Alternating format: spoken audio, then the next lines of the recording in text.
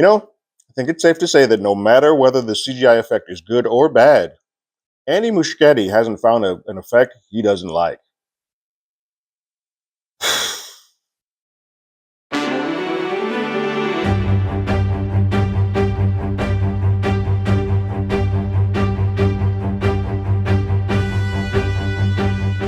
Hello, everyone. Terrence here with Hollywood Already Did It. If you haven't already, go ahead, like, share, subscribe to the channel, leave a comment, ring that bell below. Anytime we have something, you will be among the first to know.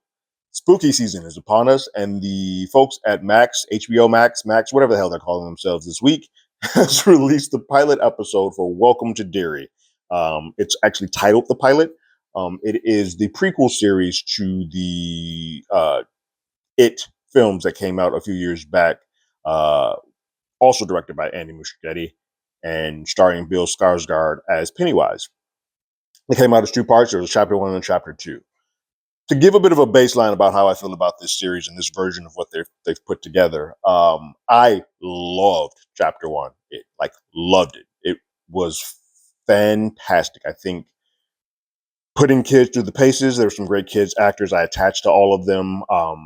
And I think there was a good use of sprinkling of the CGI effect where it did not become an overabundance and didn't look so terribly cheap that it didn't ruin me or pull me out of the film.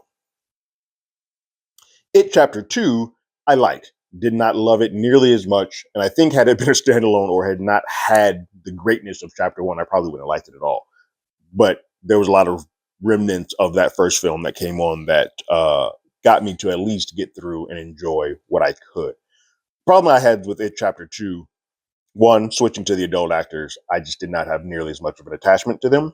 But two, that film had an over reliance on CGI effects, which then started getting me to question what our director Andy did and did not use these effects for. I think there was a lot of over reliance on bad CGI that undercut some great writing, storytelling, and directing that he was doing. And it happened in The Flash, too. He's part of The Flash.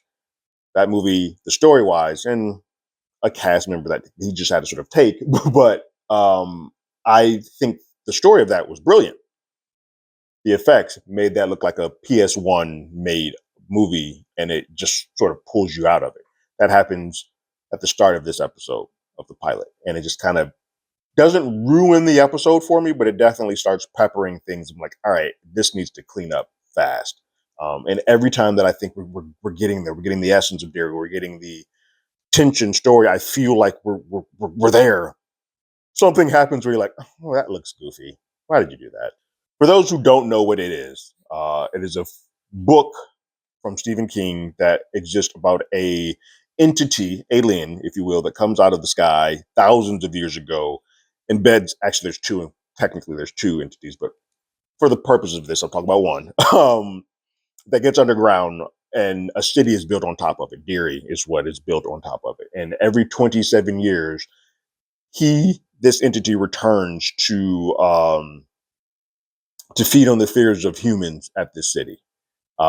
Typically children, and it's easier for him to feed on the fears of children because children just have more fears. They're more genuinely afraid of things.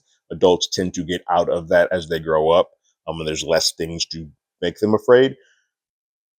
Pennywise typically comes in the form of the serial killer clown that you've all sort of known and well, but he can also manifest himself as anything that a kid is afraid of, whether it be hair or a lampshade. Ooh, that's terrifying in this movie. I mean, in this episode. Whatever the case may be, he can form that and sort of lives and breathes on that fear. And once he gets enough fear from that said kid, he can then manifest a tangible form, and he can go ahead and kill that kid. Adults, typically they don't go after unless he's had some interaction with them as a kid where he is sort of embedded into their fear psyche throughout the 27 years where he is absent. So yeah, the films exist in the 80s. So if we take 27 years away from where they were in the 80s, the prequel series starts in the 60s, 62 to be exact. And so that is where we are picking up within this series. And we begin with a young man named Matty Clements, who is another lovable loser, which you'll find that is a recurring theme that exists within this world. typically Pennywise is feeding on the fears of kids, but these kids are also like the outcasts, the drudges, because they don't have love or happiness really in their life. Fear is sort of an easier emotion that comes up within them. Whereas if you were a well loved and well cared for kid, you're going to be a lot more happy than most of the kids that Pennywise is trying to feed on. But Maddie Clements is a kid who is living out on his own. His parents don't seem to really care about where he's at. He is at a theater, a local theater, watching a movie that he should not be in. He snuck in, he didn't pay for, he doesn't really have the means to pay for. Um, and he gets caught at this theater and he sort of makes his way out and he escapes. Now, it is important to note that while he is making his way out, a young girl named Ronnie sort of gives him cover for a little bit to give him a little bit more time to get away. That's going to be important on the back end of this episode, but just to bring that up. But he makes his way, he escapes the usher, makes his way out of the theater, and ends up sort of on the outskirts of Derry. He's trying to leave the city. He just wants to get away. Whatever is happening there just isn't for him. He doesn't feel like he belongs there. So he's making his way out. I will say up to this point, I feel the tension of this show. It feels very much like a lived-in Derry. It feels like we're 27 years removed from what we got in the 80s. Everything feels and is doing things correctly. Maddie is out there trying to hitchhike, trying to just get out of the town. He finds a car that has a family of 4 in it, a mom and dad, a boy, and a girl. And he gets in the car. And they seem like a lovable family. Everything seems to be fine, although they seem to be a bit off. We then see they mention that they're going to Portland. He said, all right, cool. Just take me out of Derry. I don't want to go anywhere in the world but here in Derry. Madness then starts to ensue as they continue to kind of drive off a little bit. That he can see that they're basically doing a U-turn and going straight back into Derry. The family gives off the feeling. You see the eye twitch that occurs that Skarsgård sort of has made famous in being a representation of Pennywise, to say that Pennywise is present in this car. And that, yeah, Maddie's not long for this world. We turn around, things start going awry. Family starts doing some weird and kooky things to the point where then the mom gives birth. And the mom gives birth to this winged creature, bat-like winged creature that looks awful. Like, this is when I was like, what the crap? Everything was going well. The tension in that car, everything felt so good. And I don't know how else you could do this. I'm assuming maybe go practical.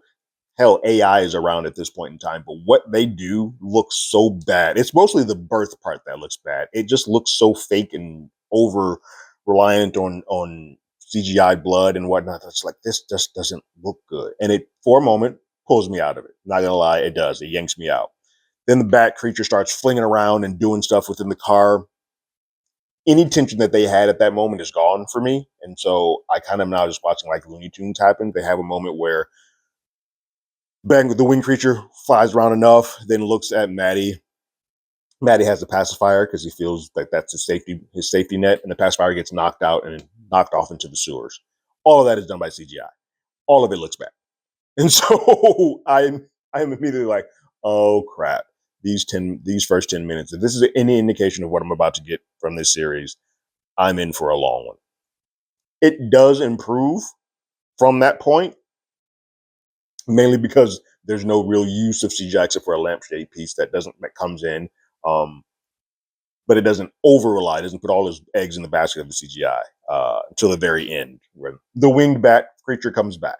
So after we lose Matt, 4 months pass in Derry, and there are a group of kids who are all in some way affected by this. But before we get to the kids, there is an introduction to some adults who, I'm not going to lie, I know that this adult is going to be a part of a family that comes in, gets brought up into by the second episode. But in this episode, I don't care about them at all.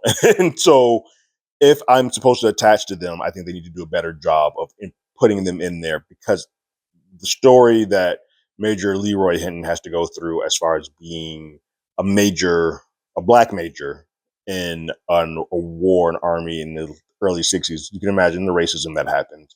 It feels very on the nose, and I know it's going to flesh out and be better as we get along, but Here, the story or the better piece is the kids.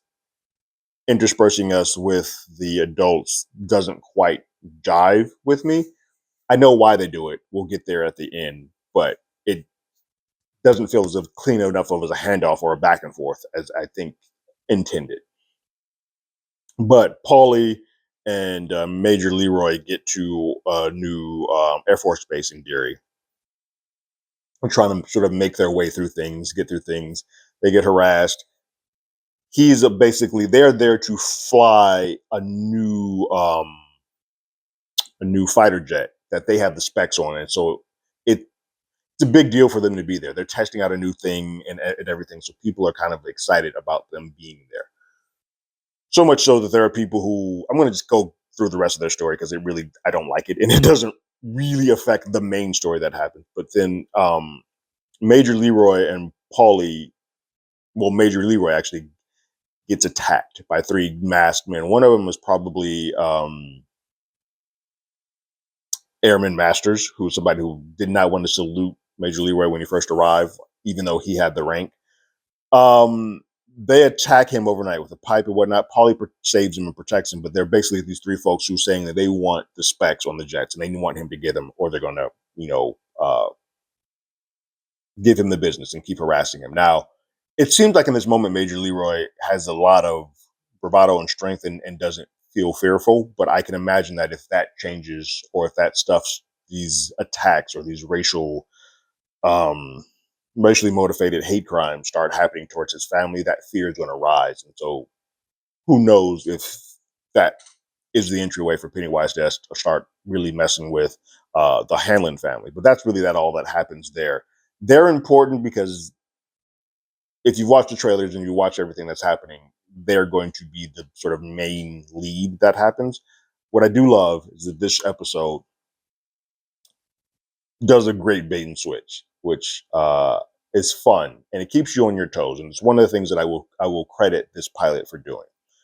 Because then we go and pay attention to a group of kids, three kids, technically four, who are all sort of around the orbit of Maddie. And they are all affected by the way that Maddie disappeared and for different reasons. Teddy, who was presented as the lead of this pilot episode, he's having a hard time with Maddie's disappearance. And Phil is sort of his right-hand man. He's kind of just like, hey, look, things happen. He's gone, he's dead. Why are we talking about it? It ain't that big of a deal. They had a quasi friendship with Maddie. They weren't really that great of a friends. But Teddy is hanging on that they were closer than Phil is. Those two had interactions where I guess they were friendly with Maddie. They showed him their hideout. Um, it's one of those ones where I think they were closer than they were, and then when he disappeared, they all are kind of just shutting him off and saying like, "Okay, cool, we didn't know him. We're fine." Lily is another person at this school who reminisces about Maddie, and Maddie showed Lily his secret hideout, which is the hideout that technically Teddy and Phil had. And you can tell they were both sort of misfits. They were having this moment, this bonding moment to sort of like look at the city, look how pretty Derry was. But then Maddie, not really recognizing the situation, tried to make a pass at Lily, tried to kiss her. She rebuffed it, and that kind of just sent Maddie spiraling and freaking out, like, "Oh God, I read this wrong. I'm so sorry." And he just left. And so Teddy and Phil were not aware that Maddie had taken Lily to this place, and so they all have a connection sort of surrounding Maddie. Now, uh, because of that, Lily has some guilt when Maddie does disappear, and so Pennywise has found his angle in. um, and so while Lily is getting ready to go to bed at night, she hears Maddie's calling for her through the sewer pipes of her bathtub, and then she's sort of like fingers coming up. And she feels that when she sees is 100% real, tangible as hell. Like she is not BSing you. She's seen it. Um, but when she tells her friends, her friend at school, her friend freaks out. It's like, you sound nuts. And because they're close to graduating, they're close to like moving up, and school's almost over, this friend doesn't want Lily to mess up her sort of good standing. Like we are already this close to being completely ostracized. You're already there. You're the pickle girl, but I'm trying to keep you trying to keep you up on the up and up. shut this down because this sounds nuts. But she does know of Teddy and Phil and knows that their connection to Maddie and about the hideout. So she goes to them, tells them what she saw, tells them of the hideout, and they are both kind of like, all right, this sounds utterly nuts. Phil more so than Teddy. Teddy's at least willing to listen to her, but he's kind of like, nah, this, I appreciate you giving me this information, but something doesn't add up here. This just doesn't jive. So he takes that back to his family and has a conversation with his parents about like, hey, is there anything just, odd? Or have you ever heard about like kids being kept underground? And a recurring theme that has always been in these things, the parents know more than the kids do. And sometimes the parents just try to shut them down and like, hey, anytime you start talking about stuff that's underground, we're going to X-nay that. So it does feel a little bit like that, but they shut it down immediately. And then the father of the family brings up their ancestors' skin being used in lampshades in the past as a form of torture. It deposits that fear into Teddy, and then kind of just says, "Hey, look, I need you to be done with fantasy. Stop living your head up in the clouds. You need to be in the real world where real things are happening." Damn it, Dad! Why did you posit that in that young man's brain? Because while he's reading his comics by his bedside, Teddy starts seeing that his lampshade starts creating faces. This is a good use of CGI because it's not overly done, and because it doesn't making a lampshade look human looks just creepy anyway.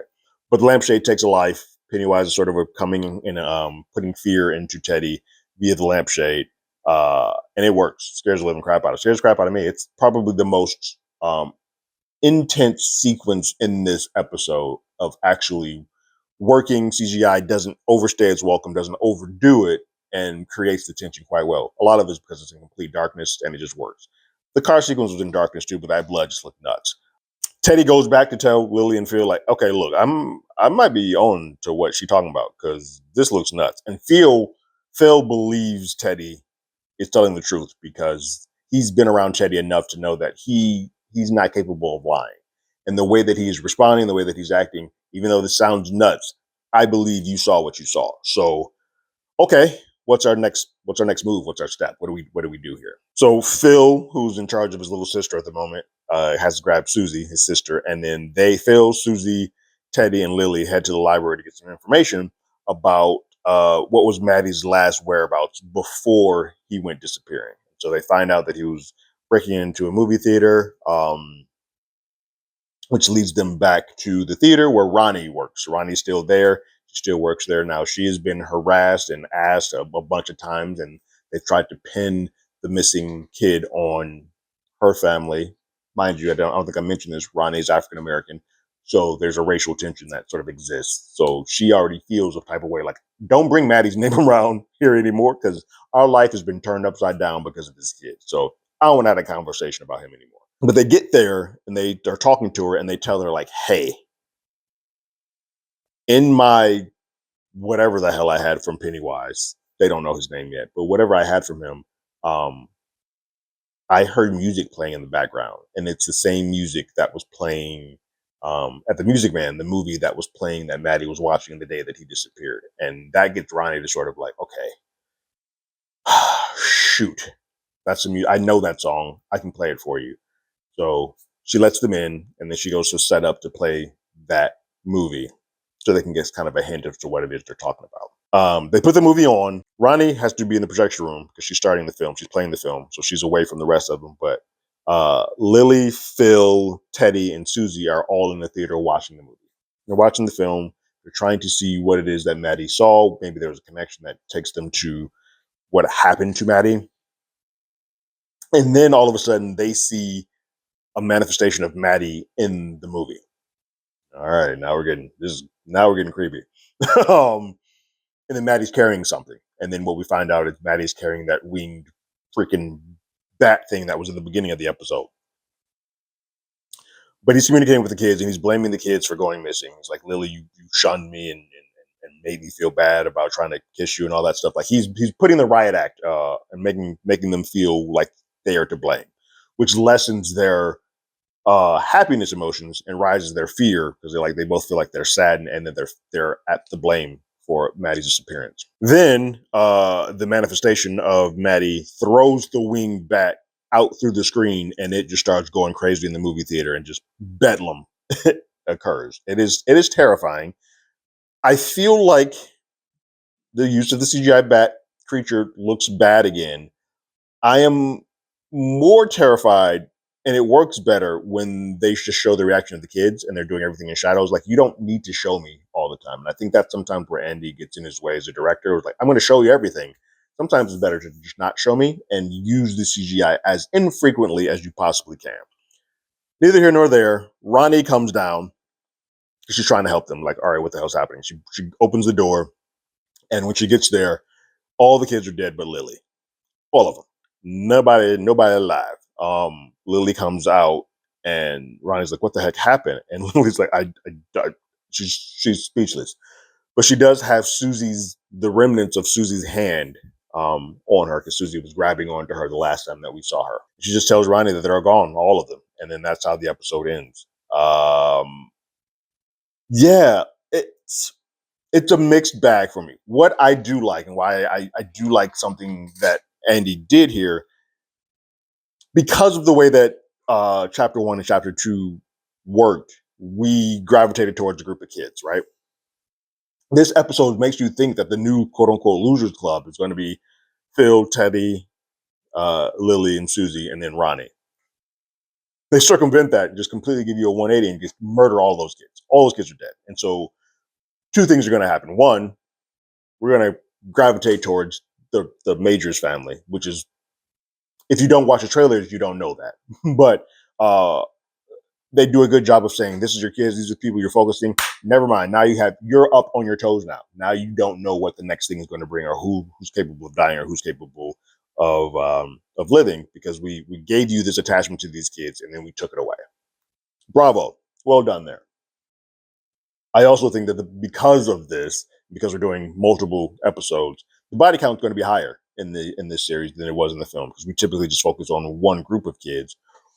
Where there are stories, if you read some of the prefaces of the Stephen King books, like when he was there the 27 years before, Pennywise was murdering like 80 to some odd kids at a time. So like, yeah, it's going to be a lot of blood that is put on the floor here for these kids.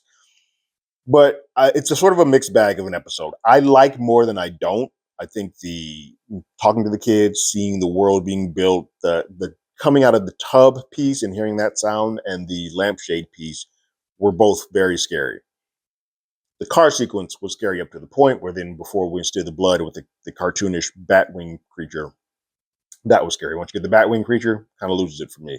Same with the movie theater. I think the movie theater is a mixed bag, because when you're doing the bat creature all together, it looks weird. But when you're showing the reaction of the kids and you're using minimal light to sort of highlight all of this, it works. I'm going to say this. I don't think Andy's a really good director. Like, I think, and he's a great writer. Like, I think his stories, what he writes, both Flash, both the Stephen King, like what he's doing here works. I just wish he had a couple more people on his team that told him, like, hey, let's ease up on the CGI, or make it better. I think that's the other problem of it.